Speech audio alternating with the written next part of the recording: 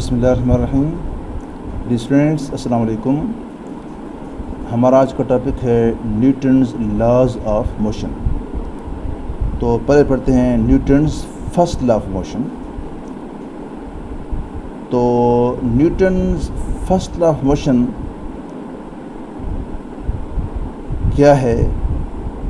तो it states that if the net or external force on an object is zero, the object will maintain its state of rest or uniform motion, constant velocity।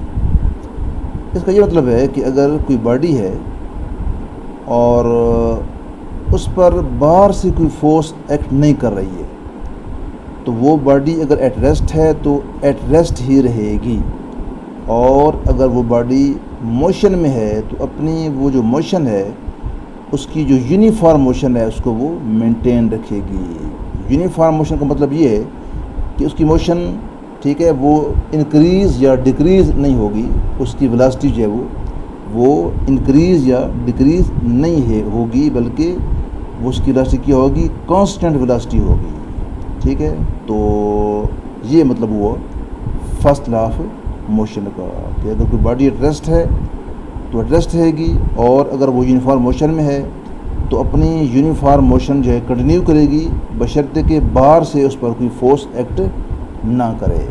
ठीक है जी। तो ये जो हमने forces की बात की है, ठीक है, कि बाहर कि जिस वक्त बॉडी एट रेस्ट है या यूनिफॉर्म मोशन में है, तो उस सूरत में जो ये फोर्सेस हैं ये बैलेंस्ड हैं। ठीक है, जो फोर्सेस भी बॉडी पे एक्ट कर रही हैं, खा वो बॉडी उस वक्त एट रेस्ट है, खा यूनिफॉर्म मोशन में है, तो जो भी फोर्सेस एक्ट कर रही हैं वो आपस में क्या है? बैलेंस्ड हैं। क्या मतलब? नेट फोर्स ज़ीरो है। नेट फोर्स क्या है? ज़ीरो है। ठीक है, क्योंकि नेट फोर्स ज़ीरो होगी तब तो बॉडी एट रेस्ट रहेगी और अपनी रेस्ट की पोजीशन को मेंटेन रख सकेगी, और इसी तरह से नेट फोर्स ज़ीरो होगी तब तो बॉडी की जो वेलोसिटी है वो कांस्टेंट रहेगी। ठीक है, अगर वो फोर्सेस बैलेंस ना हो तो फिर तो बॉडी की जो वेलोसिटी है खा तो ज़्यादा होगी या कम होगी। ठीक है, लिहाजा फर्स्ट लॉ ऑफ मोशन में हम जिन फोर्सेस की बात कर रहे हैं वो क्या है? वो बैलेंस्ड फोर्सेस हैं, और उसी सूरत में जो बॉडी है या तो अपनी स्टेट ऑफ रेस्ट, अगर वो रेस्ट है, अगर स्टेट ऑफ रेस्ट में है तो वो स्टेट ऑफ रेस्ट को मेंटेन रखेगी, और अगर वो इन स्टेट ऑफ यूनिफॉर्म मोशन है उसको वो मेंटेन रख सकेगी। अब जो मैथमेटिकल फॉर्म है फर्स्ट लॉ ऑफ मोशन की, वो हम ये लिख सकते हैं कि F इक्वल टू ज़ीरो। ठीक है, यानी कि एक्सटर्नल फोर्स जो है बॉडी पर ज़ीरो अगर ज़ीरो हो, एक्ट ना कर रही हो, नेट फोर्स ज़ीरो हो, ठीक है, तो बॉडी क्या करेगी? अपनी स्टेट ऑफ रेस्ट या यूनिफॉर्म मोशन को मेंटेन रखेगी। और या फिर क्या कह सकते हैं? Delta V is equal to zero. Delta V मतलब चेंज इन वेलोसिटी। ठीक है, change in velocity is equal to zero. तो ज़ाहिर है कि जब कोई फोर्स ही एक्ट नहीं करेगी बॉडी पर, ठीक है जी, अगर वो मूव कर रही है, तो ज़ाहिर है कि उसके अंदर फिर जो वेलोसिटी है उसकी वेलोसिटी भी चेंज नहीं होगी, बल्कि क्या रहेगी? कांस्टेंट रहेगी। ठीक है, जब कांस्टेंट है तो क्या मतलब? वेलोसिटी में चेंज नहीं है, तो क्या मतलब? Delta V is equal to zero. और जाके कह सकते हैं, या फिर क्या कह सकते हैं? Acceleration is equal to zero, क्योंकि एक्सेलरेशन क्या है? वो तो नाम ही वेलोसिटी के चेंज होने का है टाइम के साथ। ठीक है, एक्सेलरेशन क्या है? टाइम के साथ वेलोसिटी के चेंज होने का नाम है, तो यहाँ तो वेलोसिटी चेंज को नहीं हो रही है, तो लिहाजा क्या मतलब कि यहाँ पर जो एक्सेलरेशन है वो भी क्या है? वो ज़ीरो है। तो ये F is equal to zero, delta V is equal to zero, और या फिर A is equal to zero, ये जो है वो मैथमेटिकल फॉर्म्स हैं किसकी? फर्स्ट लॉ ऑफ मोशन की।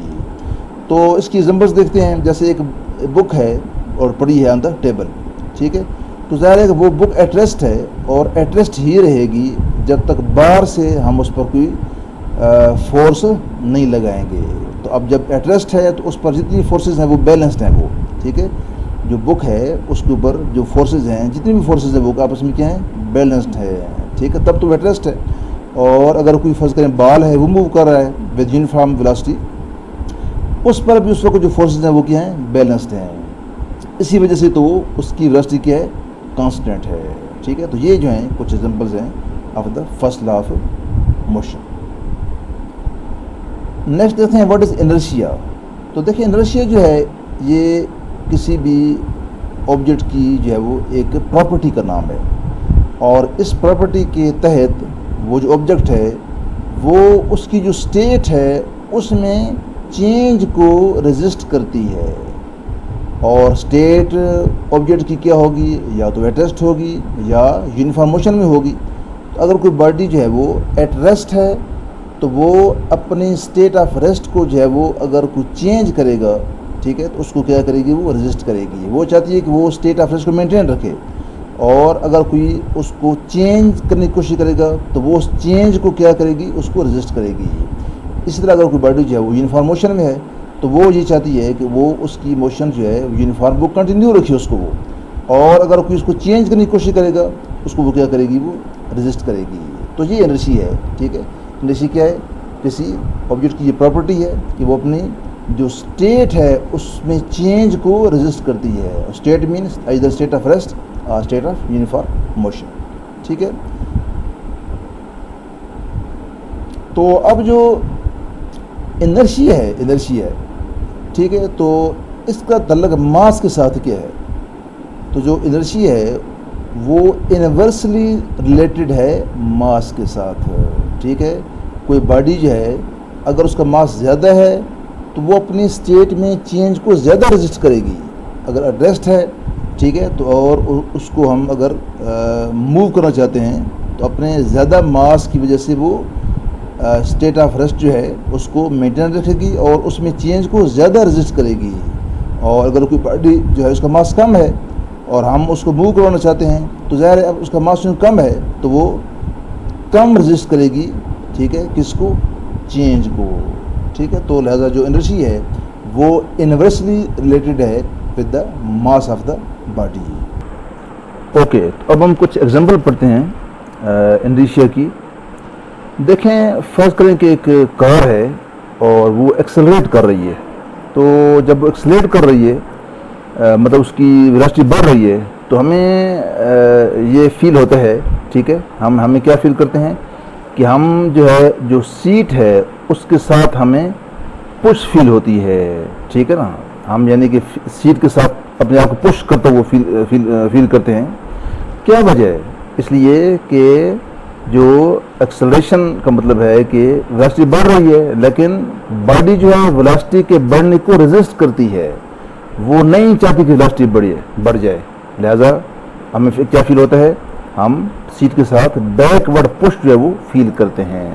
इस तरह से गाड़ी जो है अगर वो डिसलेरेट हो, उसकी जो है वो अगर स्पीड या वेलोसिटी कम हो जाए तो हम क्या फील करते हैं, हम फॉरवर्ड पुश फील करते हैं, ठीक है। क्यों, इसलिए कि बॉडी जो है वो अपनी जो मोशन है उसको डिक्रीज नहीं करना चाहती, ठीक है।